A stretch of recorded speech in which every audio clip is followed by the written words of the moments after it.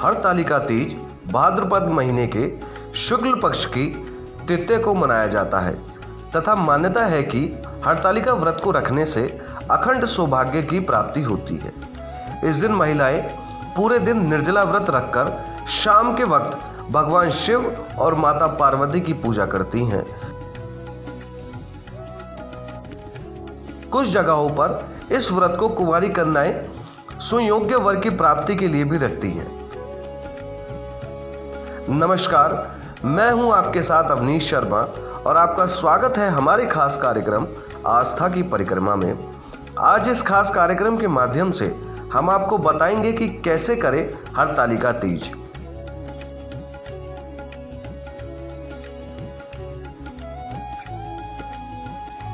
इस दिन सुहागन महिलाएं अपने पति की लंबी उम्र के लिए निर्जला व्रत रखती हैं और फिर अगले दिन पूजा के बाद इस व्रत का पारण किया जाता है।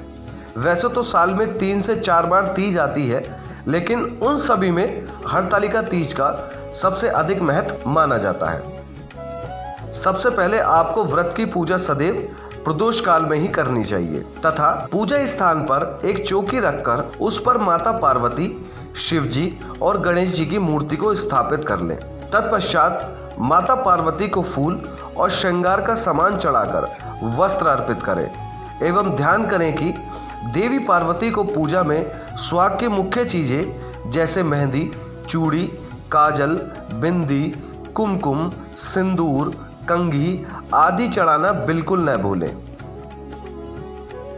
इसके बाद पूजन में श्रीफल, कलश, चंदन, कपूर, कुमकुम और दीपक का प्रयोग भी अवश्य करें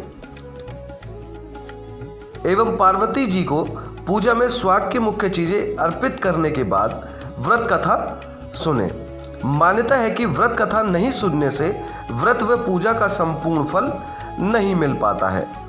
हो सके तो एक जगह एकत्रित होकर अन्य महिलाओं के साथ बैठकर पढ़े और सुने।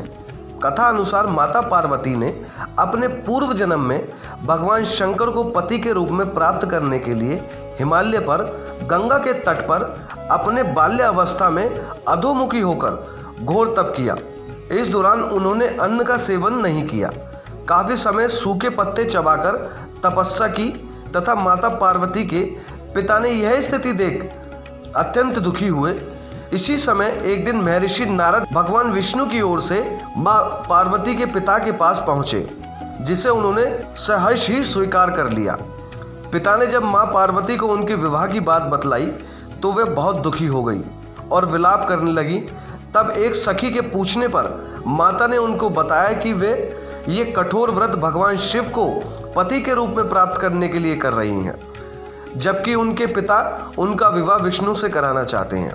तब सहेली की सलाह पर माता पार्वती घने वन की ओर चली गईं और वहां एक गुफा में जाकर भगवान शिव की आराधना में लीन होकर तप एवं रात्रि जागरण करने लगी। तब माता के इस कठोर तपस्या से प्रसन्न होकर भगवान शिव ने उन्हें दर्शन दिए और इच्छा अनुसार उनको अपनी पत्नी के रूप में स्वीकार किया।